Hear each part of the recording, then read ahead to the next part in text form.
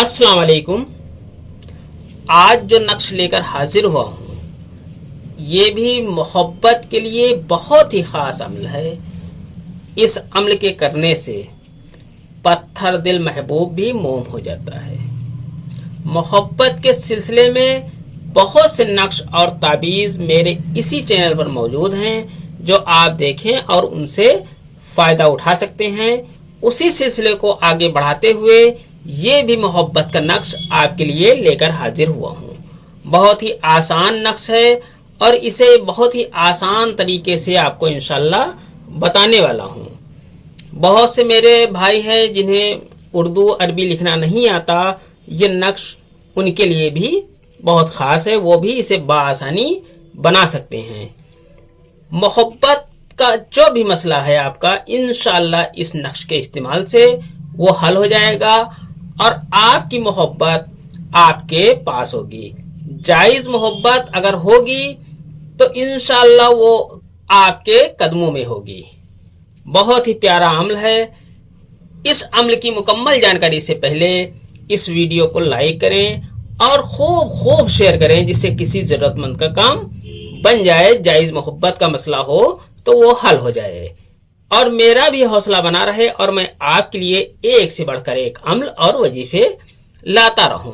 अगर अभी तक आपने इस चैनल को सब्सक्राइब नहीं किया है तो चैनल को सब्सक्राइब करके बेल आइकन पर प्रेस कर दें जो कि बिल्कुल फ्री है।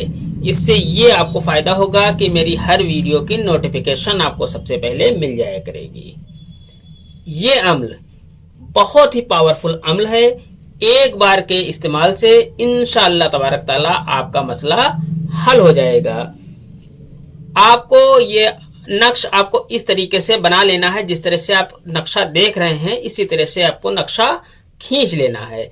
इस तरीके का नक्शा खींचने के बाद आपको मैं बता दूं, इस नक्श को आप किसी भी दिन बना सकते हैं, इसके लिए कोई दिन मुकर्रर नहीं है।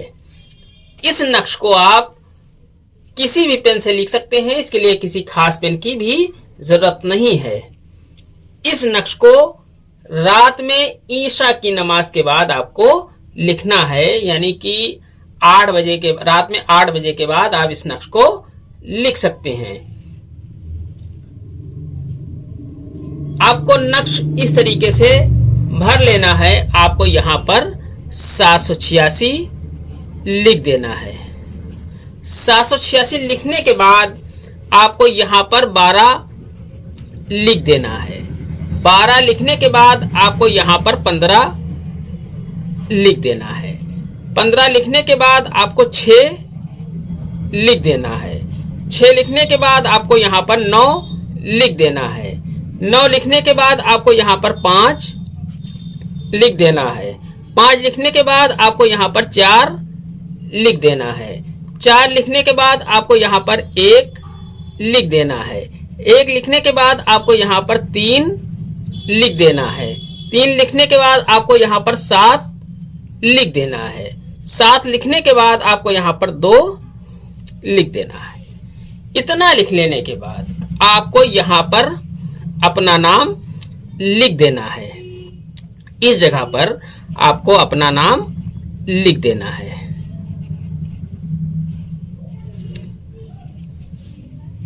इस तरीके से आपको अपना नाम यहाँ पर लिख देना है। इसके बाद आपको इसमें बिन या बिनते नहीं लगाना है। आपको अपनी माँ का नाम यहाँ पर लिख देना है। मैं उर्दू और हिंदी दोनों तरीके से आपको बता रहा हूँ। इस तरीके से आपको लिख देना है। यहाँ पर आपको अपना नाम लिखना है, यहाँ पर आपकी वालिदा का नाम लिखा जाएगा। इसके बाद आपको जिससे कोई मतलब हासिल करना है या कोई मोहब्बत का मसला है, आपकी बीवी का मसला है, आपके शौहर का मसला है, तो उसका नाम, उसकी मोहब्बत के लिए आप यहाँ पर उसका नाम लिख सकते हैं। अगर आप हिंदी में लिखते हैं तो उसका नाम यहाँ पर आप लिखेंगे। अगर उर्दू में लिख रहे हैं तो यहाँ पर लिखें, अगर हिंदी में लिख रहे हैं तो यहाँ से शुरू करें। फिर इसके बाद आपको अगर वो औरत है तो बिनते लिख दें, अगर वो मर्द है तो बिन यहाँ पर लिख दें। अगर आप हिंदी में लिख रहे हैं तो आप इस तरीके से बिन लिख दें। फिर उसकी मां का नाम यहां पर लिख दें। इस तरीके से उसका नाम यहां पर लिख दें। इस तरीके से ये नक्शा आपका मुकम्मल हो जाता है। नक्श लिख लेने के बाद इस नक्श को आप किसी कब्रिस्तान में जाएं और वहां पर एक पीस मिठाई का लेकर और उस मिठाई के साथ में इस नक्श को रख दें।